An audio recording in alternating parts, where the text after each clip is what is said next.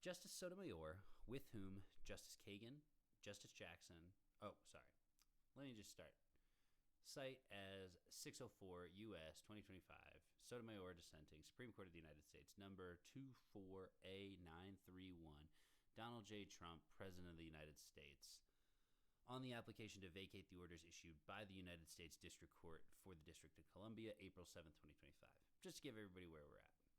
We are on page 7 of the PDF, and the dissenting opinion of the document. Should be enough reference stuff. Justice Sotomayor, with whom Justice Kagan and Justice Jackson join, and with whom Justice Barrett joins as to Parts 2 and 3B dissenting, 3 weeks ago, the federal government started sending scores of Venezuelan immigrants detained in the United States to a foreign prison in El Salvador. It did so without any due process of law under the auspices of the Alien Enemies Act, a 1798 law designed for times of war. Between the start of these removals and now, a district court has been expeditiously considering the legal claims of a group of detainees, hereafter plaintiffs, who allege that their summary removal violates the Constitution and multiple statutes. The district court ordered a pause on plaintiffs' removals until it could consider their motion for a preliminary injunction at a hearing tomorrow on April 8th. Still, a majority of the court sees fit to speak to this issue today. Critically, even the majority today agrees, and the federal government now admits, that individuals subject to removal under the Alien Enemies Act are entitled to adequate notice and judicial review before they can be removed. That should have been the end of the matter. Yet, with, quote, bare bones briefing, no argument, and scarce time for reflection, end quote, Department of Education v. Florida,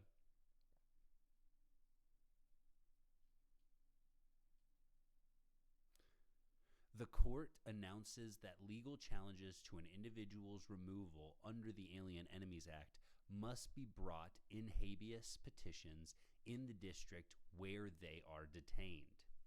The court's legal conclusion is suspect. The court intervenes anyway, granting the government extraordinary relief and vacating the district court's order on that basis alone.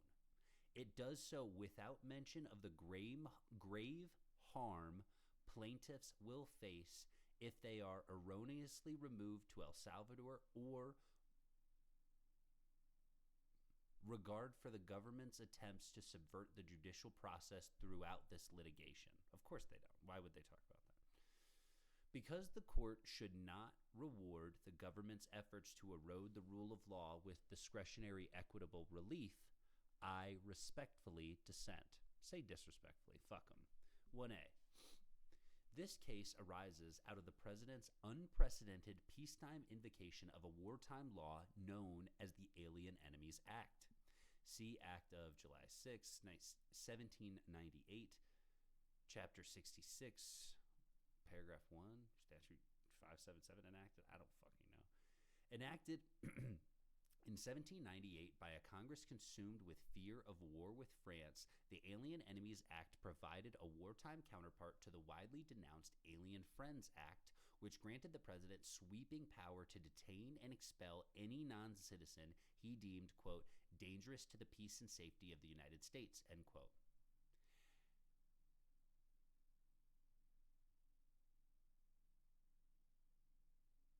Oh, it's just reference. Okay. Act of June 25, 1798, 1 Statute 571.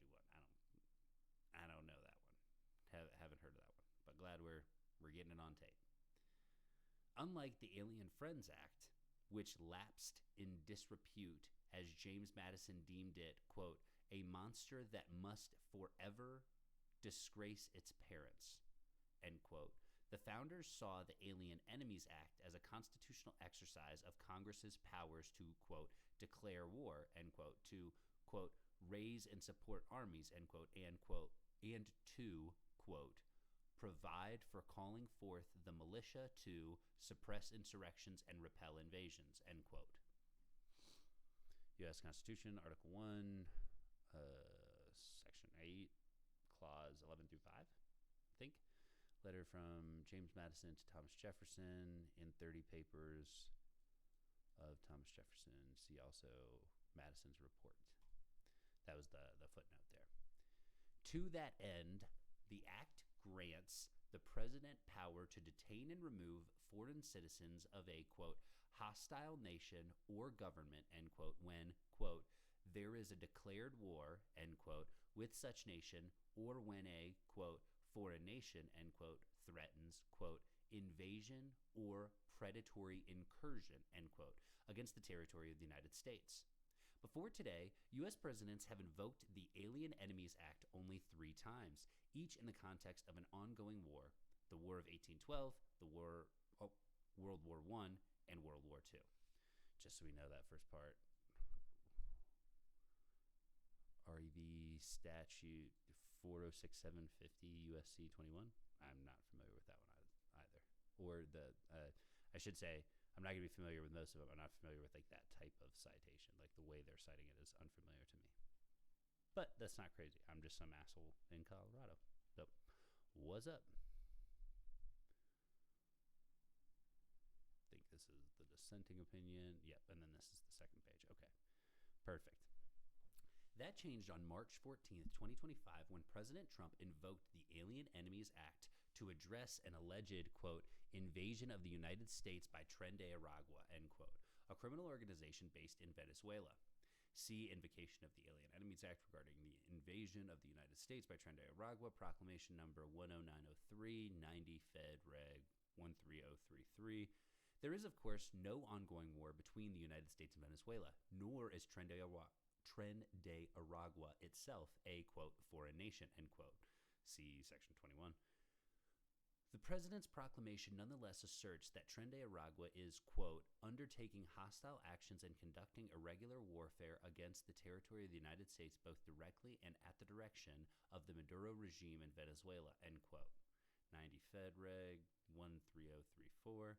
Based on these findings, the proclamation declares that, quote, all Venezuelan citizens 14 years of age or older who are members of Tren de Aragua, end quote, are not, quote, naturalized citizens or lawful permanent residents, end quote, are liable to, quote, immediate apprehension, detention, and removal, end quote, as alien enemies. So just so you know why it's so important why it was so important to fight on things like immigration, when people said that we were getting invaded on the border, when we let them use words like this, when the debate moderators aren't willing to call out just blatant lies. And that's what it is. They understand that, oh, well, Trump won't come back, and if you call him out on his lies, he won't do business with us. So you did it for fucking money, but you allowed these lies to go on. And so now when they make ridiculous claims, now, and I'm not blaming, obviously, Sotomayor, but I'm talking about the sane washing that's happened in the media,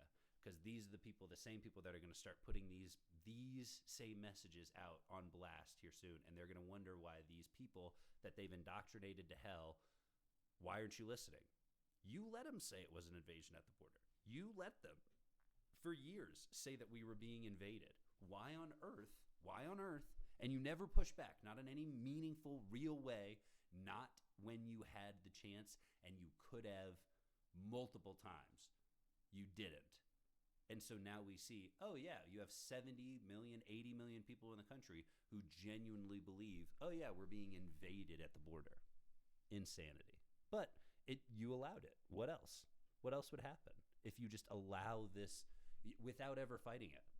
I've seen very few people fight on things like that, down to the last tooth on the immigration debate, which I am willing to have. If anybody wants to have the debate, I am up for it. And the fucking neo-Nazi losers on fucking Twitter, they ran away too.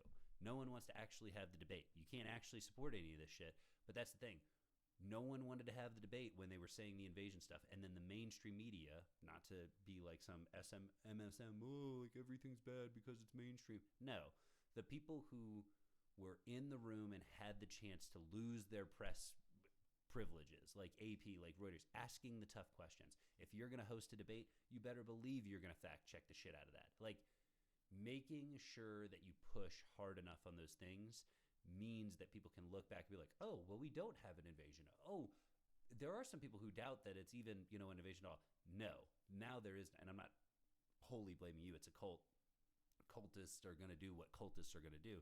But this is why it's so important to fight on the fringes, the margins, whatever you want to call them. When people say like, oh, is it really that big of a deal? When somebody says like, oh, we're getting invaded anyway, don't let that shit go in passing.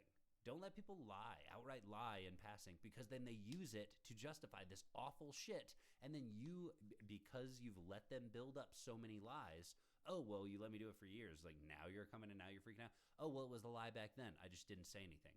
That's on you now. That's on me. That's on us. If we aren't saying those things to the people that we know are lying in the moment, how can we be surprised when they believe a bunch of fucking lies down the road? If we didn't correct them, and then we get to a point, oh, let me go back and correct years worth of stuff, but we only have a month to do it. No, they don't give a shit. They already drank the Kool-Aid. So important to fight on those, even if they're considered fringe issues. Fight on those issues back then, and in knowing what we can do in the future, pushing forward into the future, you have to make sure you're willing to fight on those and know your shit. Because these people are shameless and they will say anything. So you just have to be ready for everything.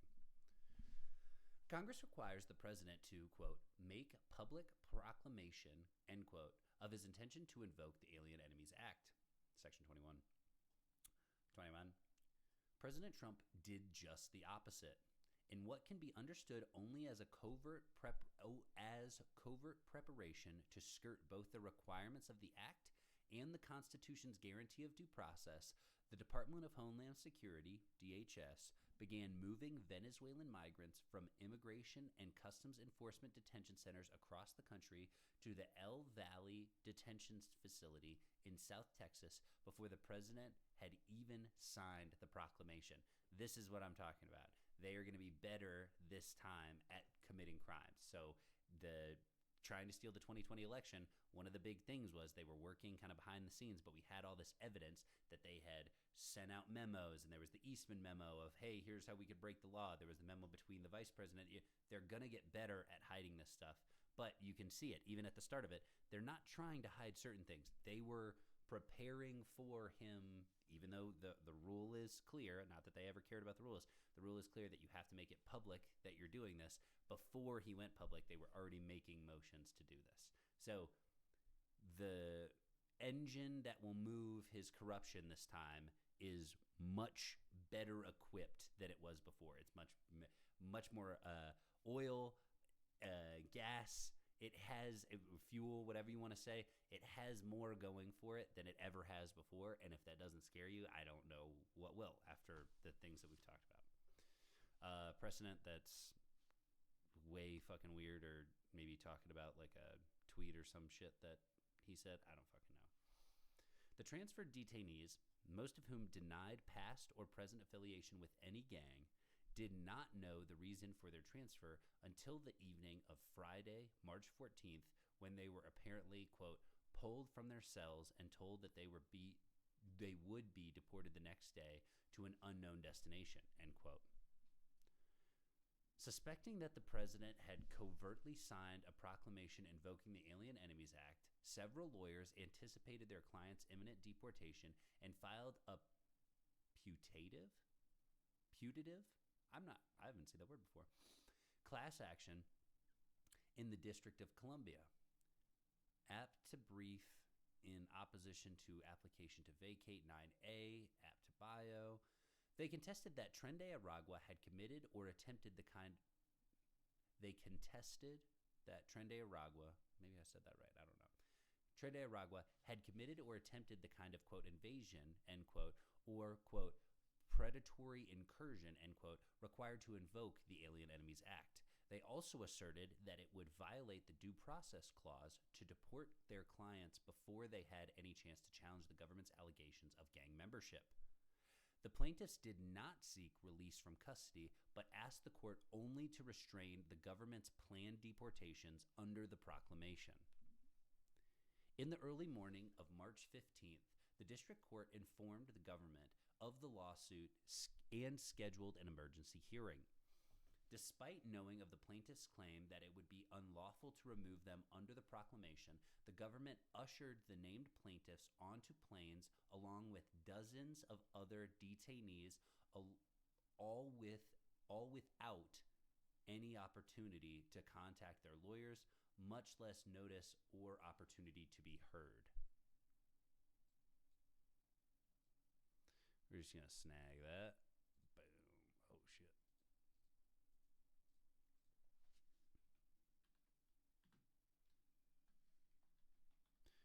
Make sense of this later. There we go.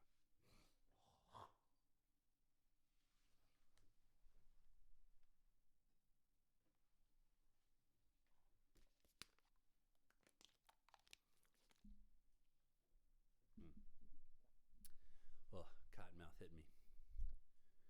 The government's plan, it appeared, was to rush plaintiffs out of the country before a court could decide whether the president's invocation of the Alien Enemies Act was lawful or whether these individuals were, in fact, members of Tren de Aragua. I'm just going to take it all. Plaintiff JGG, for example, had no chance to tell a court that the tattoos causing DHS to suspect him of gang membership were unrelated to a gang. He avers that he is a tattoo artist who, quote, got an eye tattoo because he saw it on Google, end quote, and, quote, thought it looked cool, end quote. Plaintiff GFF, too, was denied the chance to inform a court that the government accused him of being an, quote, associate affiliate of Tren de Aragua, end quote, based solely on his presence at a party of strangers, which he attended at the, quote, insistence of a friend, end quote. Damn. And not to say that we should just believe everything. Like, these people might be guilty. They might be gang raped. They may be. But we just don't fucking know because you haven't given them their day in court. Part C.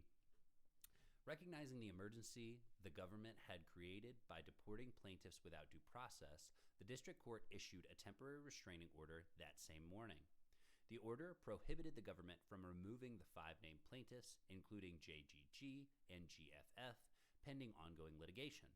GFF, who had been, quote, on a plane for about 45 minutes to an hour, end quote, as, quote, crying and frightened, end quote, individuals were forced on board, was subsequently retrieved from the plane by a guard who told him he, quote, just won the lottery, end quote. The court then set an emergency hearing for 5 p.m. that same day, at which it planned to consider plaintiffs' claim that temporary relief should be extended to a class of all non-citizens subject to blah, blah, blah, blah, blah, blah, blah, of all non-citizens subject to the anticipated proclamation. Despite notice to the government of the court's scheduled hearing, DHS continued to load up the 2 planes with detainees and scheduled their immediate departure. Referenced here, 2 flights, quote, were scheduled for this afternoon that may have already taken off or will during this meeting, end quote. April 3rd, 2025, referenced again, government counsel agreeing that DHS was, quote, acting in preparation of the proclamation before it was posted, end quote. Not until an hour before the district court's scheduled hearing and only moments before the government planned to send its planes off to El Salvador did the White House finally publish the proclamation on its website. At its 5 p.m. hearing, the district court provisionally certified a class of Venezuelan non-citizens subject to the proclamation. It then issued an oral temporary restraining order prohibiting the government from removing all members of the class pursuant to the proclamation for 14 days. The order did not disturb the government's ability to apprehend or detain individuals pursuant to the proclamation or its authority to deport any individual under the Immigration and Naturalization Act. That's what we were saying before. You have legal recourse, like legal options. You can take legal options if you'd like. All it required of the government was a pause in deportations pursuant to the proclamation until the court had a chance to review their legality. April 3rd, referenced here, quote, all the TROs did was order that the government could not summarily deport in-custody non-citizens who were subject to the proclamation without a hearing, end quote. The court further directed that, quote, any plane containing, end quote, individuals subject to the proclamation, quote, that is going to take off or is in the air needs to be returned to the United States, end quote. Part D. Concerns about the government's compliance with the order quickly followed. Even now, the district court continues to investigate what happened via show cause proceedings. In those proceedings, the government took the position that it had no legal obligation to obey the district court's orders directing them the return of the planes in flight because they were issued from the bench. March 17th, quote, referenced, quote, oral statements are not injunctions, end quote. Of course, as the government well knows, courts routinely issue rulings from the bench, and those rulings can be appealed, including to this court, in appropriate circumstances. The district court, for its part, has surmised that, quote, the government knew as of 10 a.m. on March 15th that the court would hold a hearing that day, end quote. Yet it, quote, hustled people onto those planes in hopes of evading an injunction or perhaps preventing individuals from requesting the habeas hearing to which the government now acknowledges they are entitled, end quote. Rather than turn around the planes that were in the air when the court issued its order, moreover, the federal government landed the planes full of alleged Venezuelan nationals in El Salvador and transferred them directly into El Salvador's Center for Terrorism Confinement, or CCOT. Deportation directly into CCOT presented a risk of extraordinary harm to these plaintiffs. The record reflects that inmates in Salvadoran prisons are, quote, highly likely to face immediate and intentional life-threatening harm at the hands of state actors, end quote. CCOT detainees are frequently, quote, denied communication with their relatives and lawyers and only appear before courts in online hearings, often in groups of several hundred detainees at the same time, end quote. El Salvador has boasted that inmates in CCOT, quote, will never leave, end quote. And plaintiffs present evidence that, quote, inmates are rarely allowed to leave their cells, have no regular access to drinking water or adequate food, sleep standing up because of overcrowding, and are held in cells where they do not see sunlight for days, end quote. One scholar, Jesus Christ, we just got to pull it.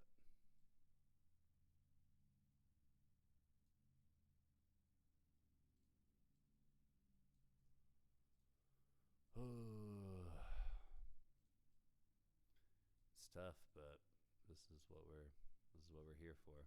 This is why you read through the documents so you can see what you're supposed to see, I guess. Jesus.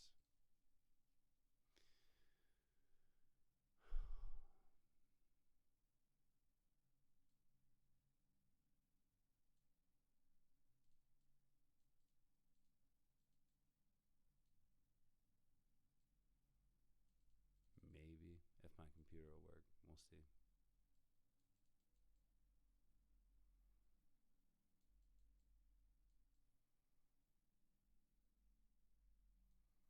Boom. One scholar attests that an estimated 375 detainees have died in Salvadoran prisons since March 2022. What if the government later determines that it sent out one of these detainees to CCOT in error? Or, that was a terrible way to read that. What if the government later determines that it sent out one of these detainees to CCOT in error? Or a court eventually decides that the president lacked authority under the Alien Enemies Act to declare that Tren de Aragua is perpetrating or attempting an quote, invasion, end quote, against the territory of the United States. The government takes the position that, even when it makes a mistake, it cannot retrieve individuals from the Salvadoran prisons to which it has sent them.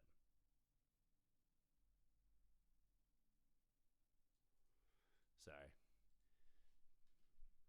Bored to pull this as we're reading through it.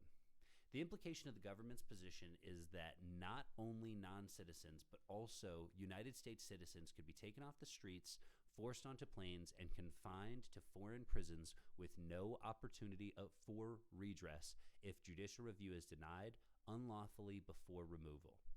History is no stranger to such lawless regimes, but this nation's system of laws is designed to prevent, not enable, their rise.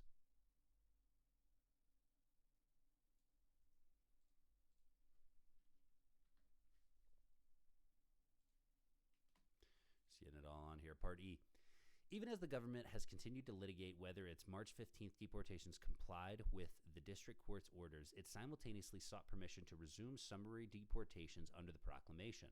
The district court first denied the government's motion to vacate its temporary restraining order, rejecting the assertion that, quote, the president's authority and discretion under the Alien Enemies Act is not a proper subject for judicial scrutiny, end quote. At the very least, the district court concluded the plaintiffs were, quote, likely to succeed, end quote, on their claim that, quote, before they may be deported, they are entitled to individualized hearings to determine whether the act applies to them at all, end quote. So at least they agreed on that, but they fuck up and they don't give you a real way to get those hearings. The D.C. Circuit, too, denied the government a requested stay and kept in place the district court's pause on deportations under the Alien Enemies Act pending further proceedings. It is only this court that sees reason to vacate for the second time this week a temporary restraining order standing, quote, on its last legs, end quote. See Department of Education 604 U.S. and Jackson dissenting slip up at 1. Not content to wait until tomorrow when the district court will have a chance to consider full preliminary injunction briefing at a scheduled hearing, this court intervenes to relieve the government of its obligation under the order. Part 2. Begin with that upon which all 9 members of this court agree. The court's order today dictates in no uncertain terms that, quote, individuals subject to detention and removal under the Alien Enemies Act are entitled to, another quote, judicial review, and that quote, as to, another quote, questions of interpretation and constitutionality, and that quote, of the act, as well as whether he or she, quote, is in fact an alien enemy 14 years of age or older, end all quotes. Therefore, under today's order, courts below will probe, among other things, the meaning of an, quote, invasion, end quote, or, quote, predatory incursion, end quote, and ask, for example, whether any given individual is in fact a member of Tren de Aragua. Even the government has now largely conceded that point. So, too, do we all agree with the per curiam's command that the Fifth Amendment requires the government to afford plaintiffs, quote, notice after the date of this order that they are subject to removal under the Act within reasonable time and in such manner as will allow them to actually seek habeas relief in the proper venue before such removal occurs, end quote. How are we missing this? Like, that means, of course, that the government cannot usher any detainees, including plaintiffs, onto planes in a shroud of secrecy as it did on March 15th, 2025. Nor can the government, quote, immediately resume, end quote, removing individuals without notice upon vacatur of the TRO as it promised the DC Circuit it would do.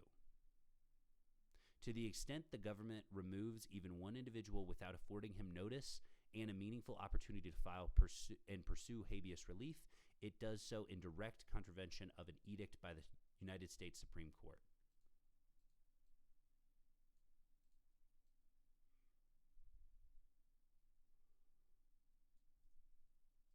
And we'll separate these out because those are two good points.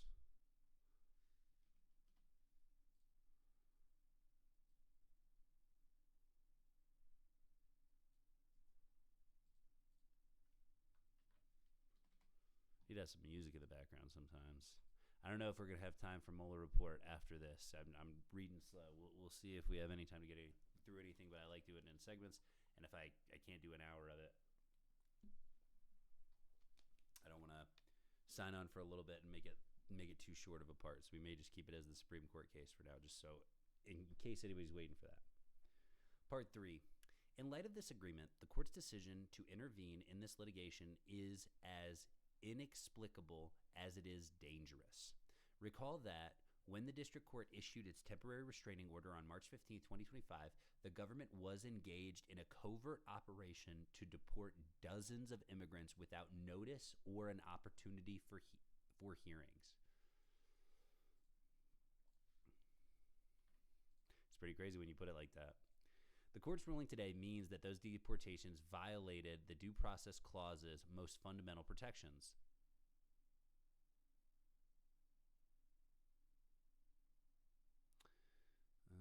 Reiterating that notice and an opportunity for a hearing are required before deportation under the Amendments Act. The district court rightly intervened to prohibit temporarily the government from deporting more individuals in this matter based on its current assessment that the plaintiffs were likely entitled to more process. Against the backdrop of the U.S. government's unprecedented deportation of dozens of immigrants to a foreign prison without due process, a majority of this court sees fit to vacate the district court's order. The reason, apparently, is that the majority thinks the plaintiffs' claims should have been styled as habeas actions and filed in the districts of their detention. In reaching that result, the majority flouts well-established limits on its jurisdiction, creates new law on the emergency docket, and elides the serious threat our intervention poses on the lives of individual detainees. Because that's the big thing. It's they're openly admitting, yes, you are entitled to this, but them saying, oh yeah, you got to make sure you get it in the right one is just an open, you are giving Trump what he wants. That 5-4, and the fact that Thomas wrote it makes more sense. Part A of 3. As an initial matter, the court lacks jurisdiction to review the district court's time-limited interlocutory order. Holy crap. It is well established that, generally, quote, temporary restraining orders are not appealable, end quote. That rule is a general one because it gives way where a temporary restraining order risks imposing such an, quote, irreparable consequence, end quote, that an immediate appeal is necessary if the order is to be, quote, effectually challenged, end quote, at all. Carson v. American Brands. Here, the district court ordered a 14-day halt on the deportations pursuant to the proclamation, extended once for 14 additional days, because it thought the plaintiffs were likely entitled to, quote, individualized hearings to determine whether the act applies to them at all, end quote. It's a pretty good reason. Pretty good reason to stop them, I'd say. The government now admits that it must provide detainees with adequate notice, and it says they can then file habeas petitions in the Southern District of Texas to contest and stay their removal under the Alien Enemies Act. Such proceedings, if adequately provided, necessarily mean that the government cannot imminently deport the plaintiffs under the proclamation. So it is hard to see why the district court's temporary restraining order, of which only 5 days now remain, presented the government with an emergency of any kind, much less one that required an immediate appeal. Seems a little weird, doesn't it? Part B. Also troubling in this court's decision to vacate summarily the district court's order on the novel ground that an individual's challenge to his removal under the Alien Enemies Act, quote, falls within the, quote, core, and that quote, of the writ of habeas corpus, end all quotes, and must therefore be filed where the plaintiffs are detained. The court reaches that conclusion without oral argument or the benefit of percolation in the lower courts, and with just a few days of deliberation based on bare-bones briefings. This conclusion is dubious. As an initial matter, the majority's assertion that plaintiffs' claims, quote, sound, end quote, in habeas is in tension with the court's understanding of habeas corpus as at its core, an avenue for a person in custody to, quote, attack the legality of that custody, end quote, and, quote, to secure release from illegal custody, end quote. Praiser versus Rodriguez, 411 U.S. 475, 484, 1973.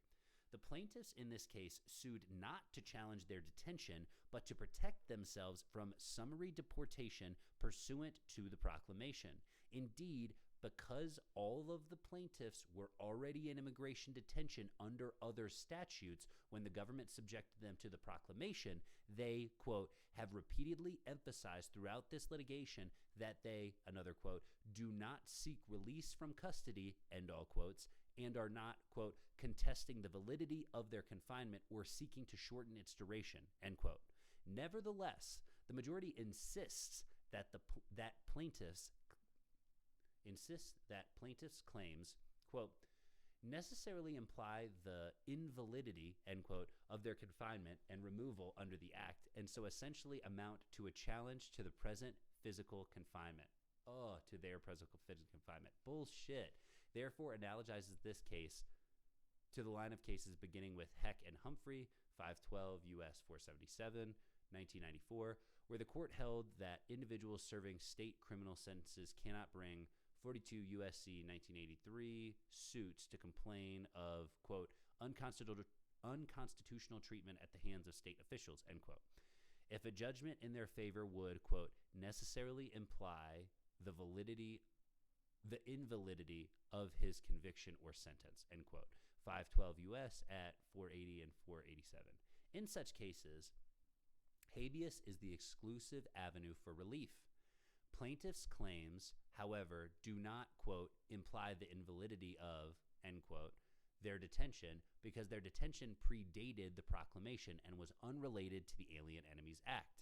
Thus, if they succeeded in showing that they could not be removed under the proclamation, that would not result in their release from detention. Even in the context of Section 1983, challenges by criminal defendants, this court has never, quote, recognized habeas as the sole remedy or even an available one where the relief sought would, another quote, neither terminate custody, accelerate the further date of release from custody, nor reduce the level of custody, end all quotes. Skinner v. Switzer, 562 U.S. 521, 531, 2011. Brackets omitted. There is also a good reason to doubt that Heck's holding about the availability of relief under 1983 extends Section 1983 to Administrative Procedure Act, APA, claims challenging executive action under the Alien Enemies Act. The Heck bar arose from the court reading an, quote, implicit exception, end quote, into Section 1983 to avoid, quote, swamping the habeas statute's coverage of claims that the prisoner is, quote, another quote, in custody in violation of the Constitution, end all quotes. Nance v. Ward, 597 U.S. 159, 167, 2022. This court has never limited the availability of APA relief so narrowly. To the contrary, the APA has long been available to plaintiffs absent specific preclusions by Congress. Abbott Laboratories v. Gardner, 387 U.S. 136, 141, 1967. Although the APA allows courts to review only agency action, quote, for which there is no adequate remedy in a court, end quote, this court has long read that limitation narrowly, emphasizing that it, quote, should not be construed to defeat the central purpose of providing a broad spectrum of judicial review of agency action, end quote. Bowen v. Massachusetts, 47 U.S. 879, 903, 1988. See also Darby v. Cisneros, 509 U.S. 137, 146, 1993. Referenced above, quote, Congress intended by that provision simply to avoid duplicating previously established special statutory procedures for review of agency actions, end quote. Indeed, in the mid-20th century, this court repeatedly said that habeas and APA actions were both available to non-citizens challenging their deportation orders. See Brownwell v. Tom Wee Shung, 1956, 352 U.S. 180, 181, 1956. I think this is like Japanese internment. referenced above, quote, either remedy is available in seeking review of deportation orders, end quote. Either remedy is available. See also Shaughnessy versus Pedrero, 349 U.S. 48, 50, 51, 1955, allowing for judicial review of a deportation order under the APA. Against that backdrop, there is every reason to question the majority's hurried conclusion that habeas relief supplies the exclusive means to challenge removal under the Alien Enemies Act. At the very least, the question is a thorny one, and this emergency application was not the place to resolve it, nor was it the court's last chance to weigh in. The debate about habeas exclusivity remains ongoing in the district court in the context of pending preliminary injunction proceedings. If the district court were to resolve the question in plaintiff's favor, the government could have appealed to this court in the ordinary course, and we could have decided it after thorough briefing and oral argument. In its rush to decide the issue now, the court halts the lower court's work and forces us to decide the matter after mere days of deliberation and without adequate time to weigh the parties' arguments or the full record of the district court's proceedings. We rushed it. We rushed it.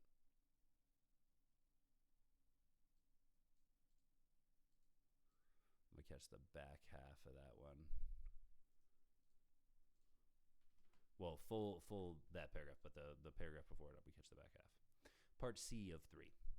The majority's rush to resolve the question is all the more troubling because this is not one of those rare cases in which the court must immediately intervene, quote, despite the risk, end quote, of error attendant in deciding novel legal questions on the emergency docket. See Department of Education, 604 U.S. at see Kagan dissenting as well. Recall that the dispute has now narrowed into a debate about, quote, which procedural vehicle is best situated for the plaintiff's injunctive and declaratory claims, end quote. Individual habeas petitions filed in district courts across the country or a class action filed in the District of Columbia. The government may well prefer to defend against, quote, 300 or more individual habeas petitions, end quote, then face this class APA case in Washington, D.C. This is especially so because the government can transfer detainees to particular locations in an attempt to secure a more hospitable judicial forum.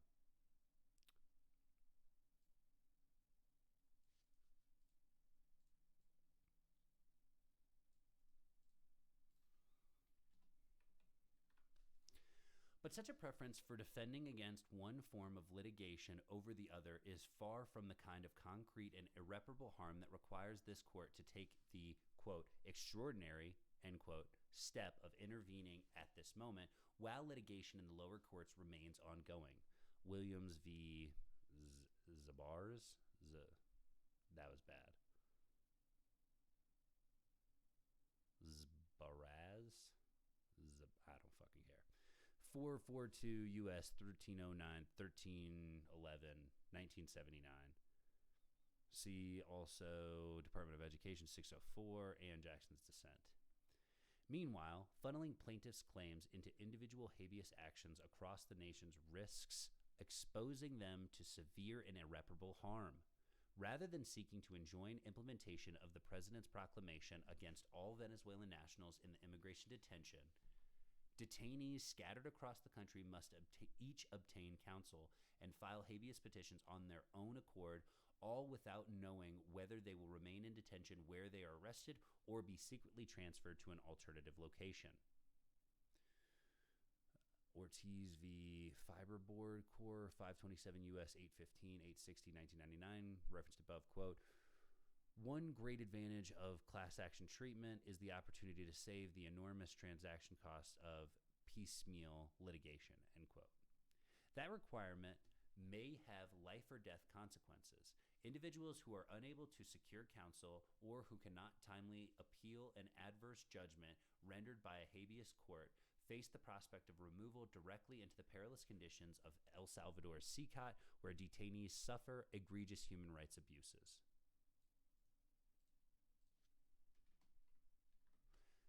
Anyone the government mistakenly deports in its piecemeal and rushed implementation of the challenge proclamation will face the same grave risks.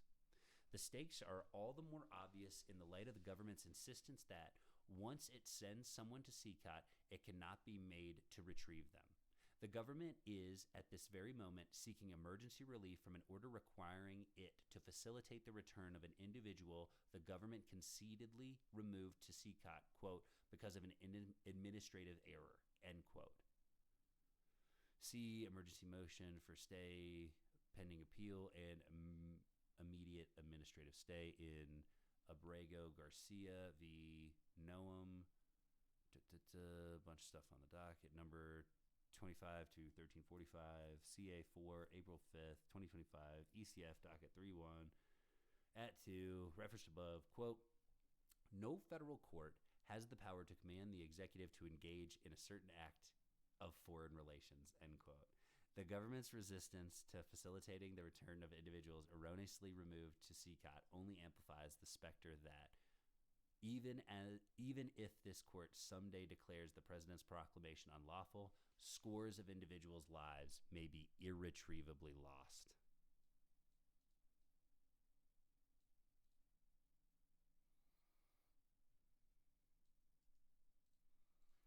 Pretty scary. They just disappear you, and then you're gone. More fundamentally, this court exercises its equitable discretion to intervene without accounting for the government noncompliance that has permeated this litigation to date. The maxim that, quote, he who comes into equity must come with clean hands, end quote, has long guided the court's exercise of equitable discretion. While, quote, equity does not demand that its suitors shall have led blameless lives, end quote, as to other matters, quote, it does require that they shall have acted fairly and without fraud or deceit as to the controversy in issue, end quote. See Keystone Driller Co. versus General Excavator Co. 290 U.S. 240-245, 1933. Far from acting, quote, fairly, end quote, as to the controversy in district court, the government has largely ignored its obligations to the rule of law. From the start, the government sought to avoid judicial review, end quote, quote, hustling people onto those planes, end quote, without notice or public proclamation, apparently, quote, in the hopes of evading an injunction or perhaps preventing them from requesting the habeas hearing to which the government now acknowledges they are entitled, end quote.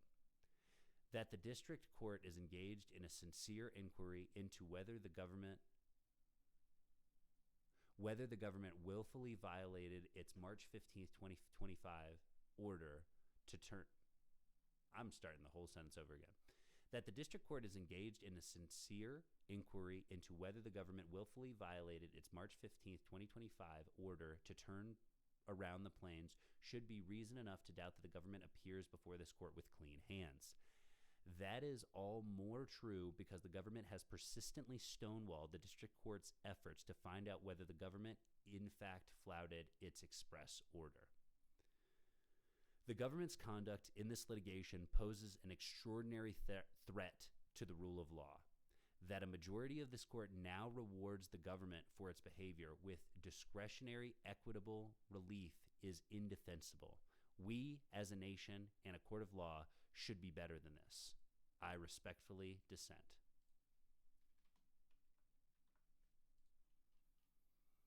All right, that was Justice Sotomayor. We did run out of time for Mueller Report, so we won't have time for Mueller Report today. We probably got to hop on games after we finish this.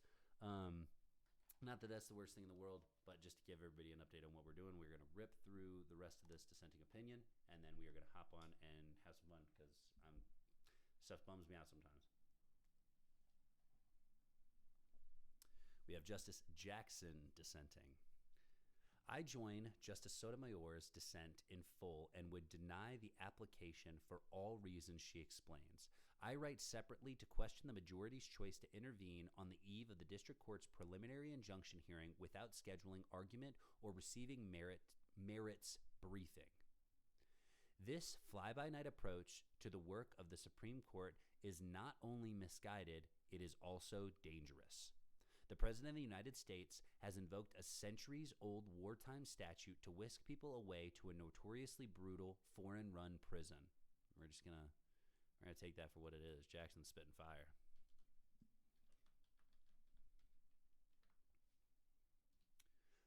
For lovers of liberty, this should be quite concerning. Surely the question whether such government action is consistent with our Constitution and laws warrants considerable thought and attention from the judiciary. That was why the district court issued a temporary restraining order to prevent immediate harm to the targeted individuals while the court considered the lawfulness of the government's conduct. But this court now sees fit to intervene, hastily dashing off a 4-paragraph per curiam opinion discarding the district court's order based solely on a new legal pronouncement that one might have thought would require significant deliberation. When this court decides complex and monumental issues, it typically allows the lower courts to address those matters first. It then receives full briefing, hears oral argument, deliberates internally, and finally issues a reasoned opinion. Those standard processes may not always yield correct results, but when we deviate from them, the risk of error always substantially increases. Today's rushed conclusion that those challenging the government's action can only pursue their claims through habeas is Exhibit A. I lament that the court appears to have embarked on a new era of procedural variability and that it has done so in such a casual, inequitable, and in my view, inappropriate manner. See Department of Education v. California 604 U.S. 2025, Jackson Dissenting. At least when the court went off base in the past, it left a record so posterity could see how it went wrong. See Korematsu v. United States, 323, U.S. 214, 1944. That was the one. That was like Japanese internment, I think. With more and more of our most significant rulings taking place in the shadows of our emergency docket, today's court leaves less and less of a trace. But make no mistake, we are just as wrong now as we have been in the past, with similarly devastating results. It seems we are now less willing to face it.